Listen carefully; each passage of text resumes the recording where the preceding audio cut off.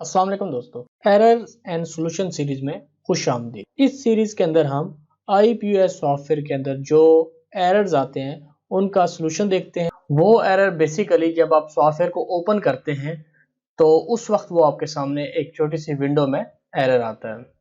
तो ये एरर आता क्यों है और इसका सॉल्यूशन क्या है। अब जो स्क्रीन के ऊपर आप एक एरर देख रहे हैं, ये एक कस्टमर ने मुझे एरर सेंड किया।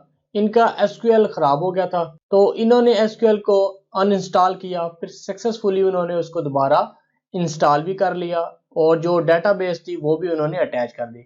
इस एरर की जो मेन रीजन होती है वो ये होती है, अगर आपका SQL सॉफ्टवेयर खराब हो गया है तो आप उसको अनइंस्टॉल करके जब आप दोबारा इंस्टॉल करते हैं तो जो सॉफ्टवेयर की डेटाबेस होती है, इन्वेंट्री और टेम्प, वो तो आप खुद उसके अंदर रिस्टोर कर रहे होते हैं या उसके साथ अटैच कर रहे होते हैं।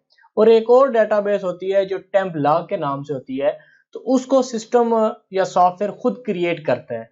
तो वो क्या होता है कि जब आपने अनइंस्टॉल किया तो ये फाइल्स पहले उस पाथ के ऊपर ऑलरेडी पड़ी होती हैं।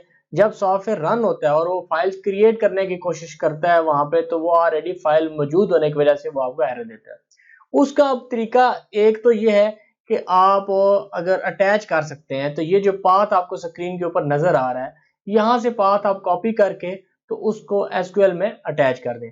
अगर आप अटैच करना आपके लिए मुश्किल है तो आपने सिंपल ये काम करना है कि ये दोनों फाइल्स को आपने सिलेक्ट करके MDF को और LDF को, दोनों फाइल को आपने डिलीट कर देना है।